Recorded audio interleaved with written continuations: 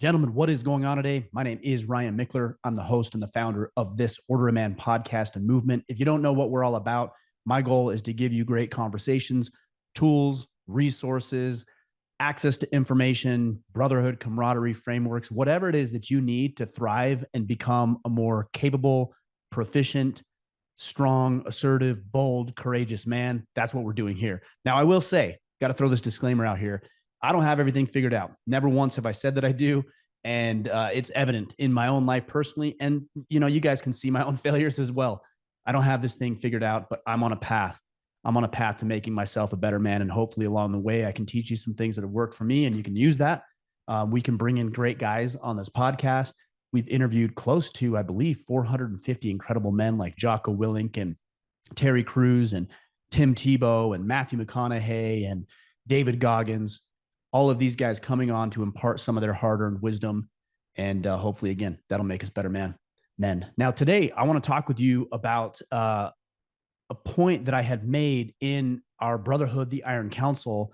And I was talking about why it's important to break the rules occasionally. I believe that any man worth his weight knows when to break the rules, has the courage to do so, and the capacity and capability of making sure that if he's going to break the rules, that he's going to be successful. So I wanted to talk with you about a concept that I heard as I made this post, and then also explain with you or to you 7 ways or 7 factors that you can consider when trying to decide whether or not to bend and break the rules a little bit.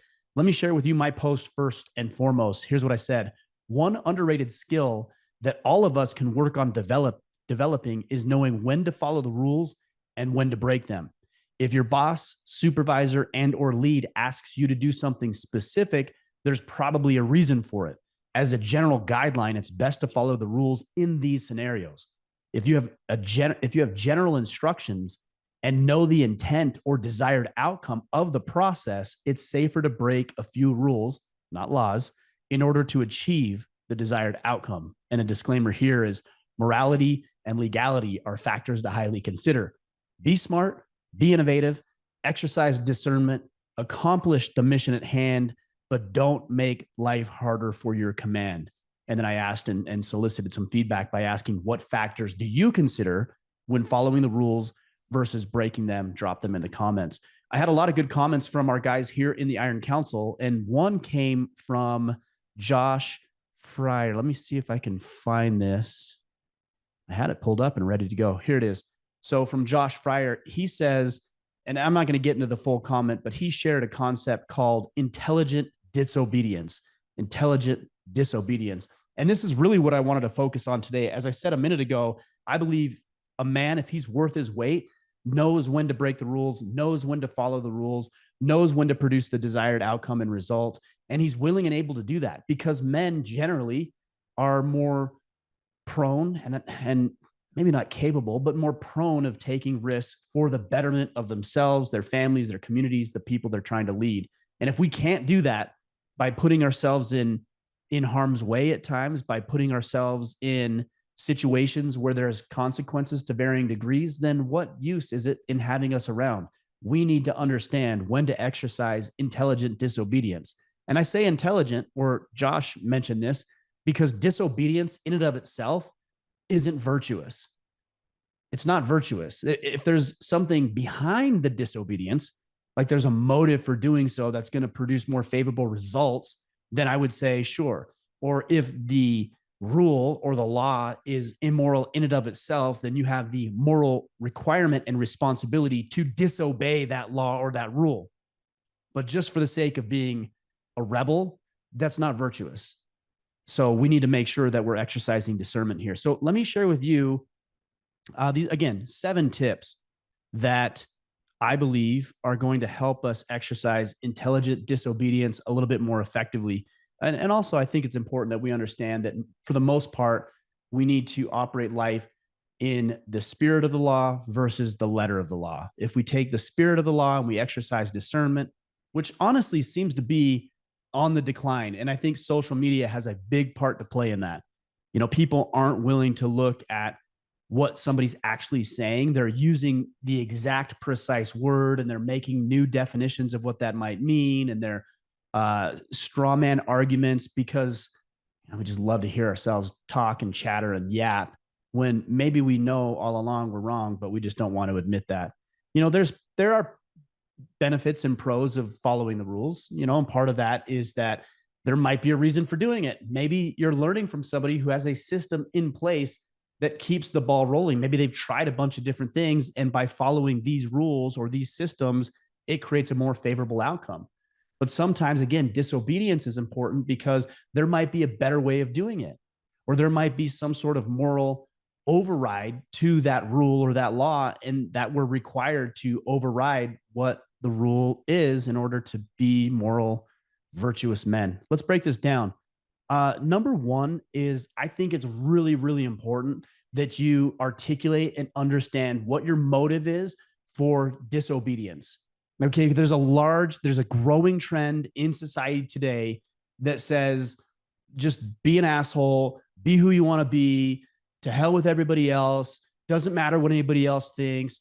I'm going to buck the system just because I can. I'm going to be a dick just because I want to. I'm not really going to worry about how this impacts or affects other people. I want to prove that I'm smart by disagreeing, even though I don't really have any motive or reason for doing so, just so I can look better. My ego gets in the way. And by the way, these are all things I'm guilty of at times in my life. But if you're just disobeying to be a dick, that's not going to serve you or anybody else well. You might feel good. You might build up that bravado. You might prop yourself up at the expense of other people. But once they find out who you really are, which is not a rebel, not an innovator, not somebody who is willing to take powerful risks for the betterment of other people, but that you're more worried about yourself and propping yourself up and flattering your own ego, once they realize that, you're done. So the motive of rebelliousness or disobedience purely for the sake of being disobedient is just not going to play to your favor. It might today because you'll feel really good about clap backing at somebody, but over the long haul, you're gonna disenfranchise people. They're not going to want to be around you. They're not going to work with you. They're not going to be influenced by you, and you're going to repel people. And that's not the point.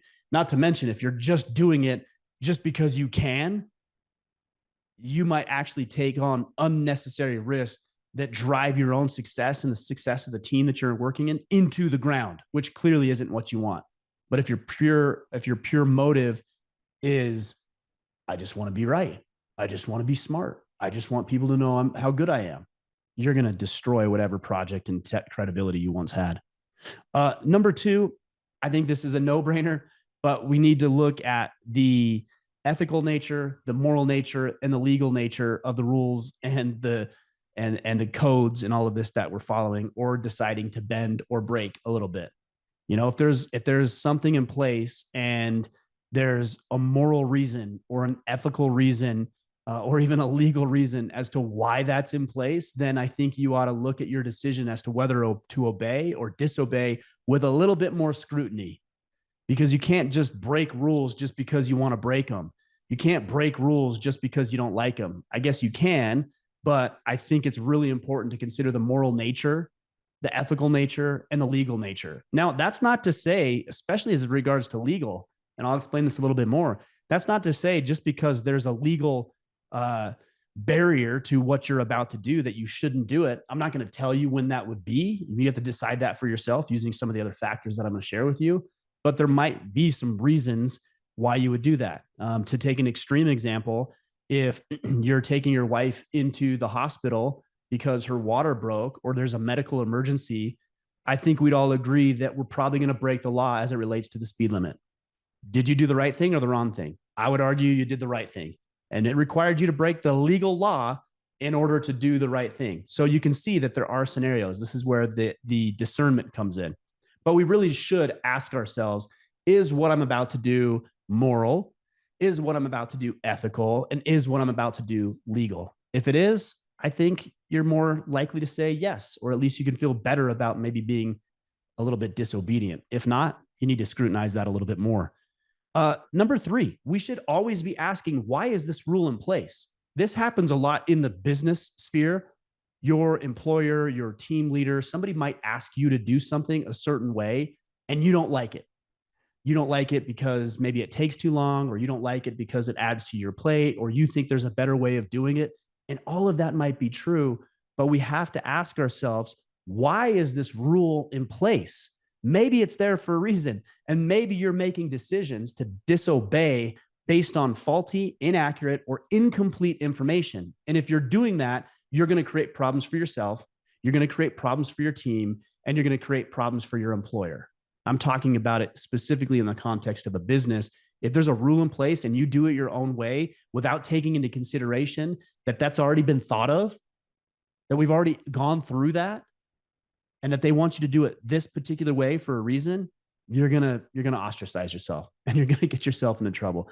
That one actually came from Mitch Jameson. When I asked for feedback, he said he always considers why a rule is in place before considering bending or breaking that rule. Number 4, we should always be looking at commander's intent. And what I mean, if you're not familiar with that term, it's a military term. What is the commander's intent? What is the outcome? So if you're working in a business environment and your boss wants you to get a project done, then getting the project done is the primary driver. It's the primary motivator. How you do that might vary on a case-to-case basis. So and this gets into point number 5, if you have a specific set of instructions as to why you should do or how you should do a certain thing, it's safe to assume that specific instructions as a general rule should be followed. They should be followed. But if you're given general guidelines or general rules, but you understand what the commander's intent and the mission is, then you have some wiggle room, and it's going to be safer for you to bend the rules a little bit to innovate, to speed up the process, to reduce cost in that decision-making process or that task. And you might become the hero because you understood number 4, what the commander's intent was. And number 5, you knew that you got general guidelines, not specific, rigid tactics or strategies for accomplishing that goal at hand. And by the way, another pro of breaking the rules is that you become an innovator.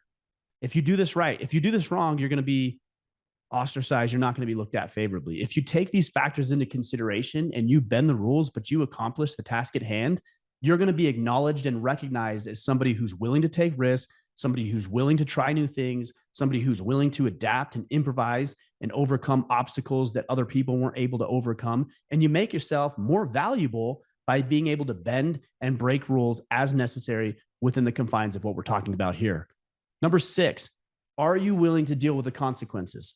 Because sometimes there's a rule in place. Maybe it's a law, like I talked about earlier. You're driving your wife to the hospital because her water broke and you're going 20 miles over the speed limit.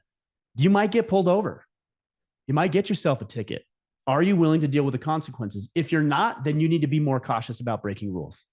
And that would be something to consider when you're deciding and weighing whether or not you should keep the rules or break the rules. Are you willing to deal with the consequences? And by the way, this is just a great practice in life, is that you play out the decision-making process.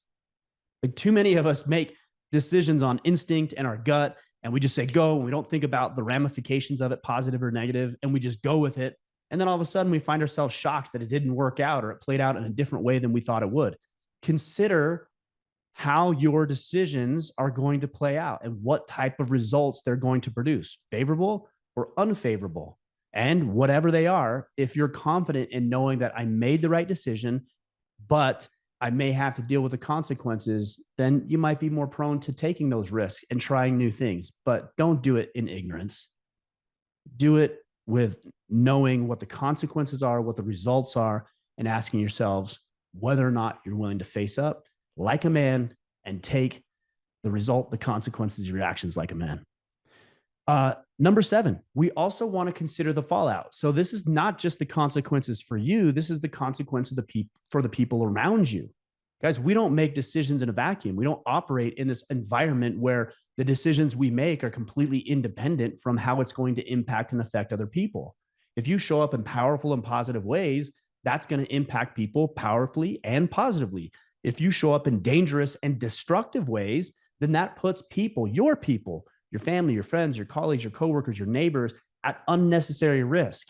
And is that what you want? Is that really what you're after? Of course not. You're listening to this podcast, so you want to protect, you want to provide, you want to preside, You want to lead. You want to be a good leader as a man. And if you're willing to do that, then you need to understand that the decisions you make impact other people. I know, again, this is to go back to what we said earlier, that we operate in this life, this world where people do whatever they want and don't worry about the consequences and what other people think and how they react and how they respond is their problem, not yours. I don't buy into that. I don't buy into that. There's certain elements of it I do, but there's certain elements that I don't buy into. We need to be able to serve other people. And that means we need to be considerate of how our decisions impact other people positively or negatively. And even if you decide to do something that goes against somebody else's wishes or somebody else's own well-being, we can still do that with class and tact. We can still do that with a level of empathy. Let's say, for example, you're dating somebody and you're in the process of wanting to break up with this person. You don't need to be an a-hole to her. I mean, you can do that in a respectful way. So it might be a decision you feel is necessary to make, but you don't need to blow up the island on the way out. Same thing with your business. You might really hate your boss. You might despise your boss. You might despise everything about that organization and what it means. And what do? Do you blow everything up on the way out, or do you gracefully bow out, explain your position, do it with class, move on in your life, and let that business bury itself? And if it's as bad as you think it is, trust me, it will bury itself without your help. You don't need to help it unless there's some ethical or legal things that would protect you and make sure it protects other people. You don't need to help bury that other business. Just let the business fall. It will. Okay. But you worry about your stuff and not get yourself into unnecessary trouble. And that's it. Those are the 7. I went through that list fairly quick. So let's reiterate here. Let's rehash these. Number 1 is knowing what your motive is. Okay. If your motive is to prop yourself up, probably not a good reason to break rules. Okay. That's not going to serve you well. If your motive is to accomplish the task at hand more effectively and efficiently, that might be a better reason. Number 2, what's the moral, ethical, and legal implications of what you're about to do? Number 3, why is the rule in place? You may not understand all of it. So don't be ignorant, because that's going to get you and other people into trouble. Figure out if there's a reason this rule is in place, and then and only then should you consider breaking it. Number 4, what is the commander's intent? If your wife asks you to get something done around the house and you want to help out around the house, what is her intent? If you know her intent and you know what the mission is, then you have some leniency and leeway in how you complete it. I think I mentioned it last week. I don't believe the ends justify the means. The way we do things is important.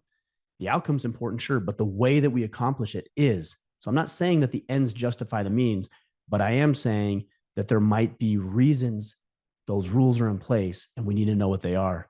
We also need to know what the intent of the person asking us to do a task, a project, whatever it might be is. Number 5, do you have a specific set of instructions? If you do, generally you're going to want to follow that. Or do you have general guidelines and counsel? In that case, it's safer to break rules. Number 6, are you willing to deal with the consequences of your decision? And number 7, what is the fallout, not just for you, but for other people around you? Guys, these are all good decisions to make. And I would tell you that the best decisions that I've made in my life, the ones that have paid off time and time again, are the ones where I've bent the rules or I've even broken the rules, that I've done things differently, that I've done things that weren't the status quo, the things that I wasn't, quote unquote, supposed to do. Those great risks that I have taken are where the great opportunities lie, but we don't want to be dumb about it. And we don't want to put ourselves into dangerous situations. We certainly don't want to negatively impact other people. So if we follow these 7 steps and these guidelines here, I think that's going to help us exercise intelligent disobedience a little bit more effectively and make good decisions for ourselves and other people. Guys, on a parting note, if you want to know more about what we're doing inside of our exclusive brotherhood, the Iron Council, including conversations like this is a direct result of a conversation that we're having in our brotherhood. You can go to orderofman.com/Iron Council. Now, bad news is we're closed right now. We're going to be opening up in about 3 months. So if you go to orderofman.com/Iron Council, you can watch a quick video about what we do, what's included, features, benefits, all that kind of stuff, and get yourself signed up to be notified when we open up in the fall. All right, guys, that's all I've got for you today. We'll be back with a great conversation with a very, very successful entrepreneur and business owner. His name is Vic Keller. That's on Tuesday. So make sure you subscribe. And like I said, we'll be back then. Until then, go out there, take action, exercise intelligent disobedience, and let's all become the men we are meant to be.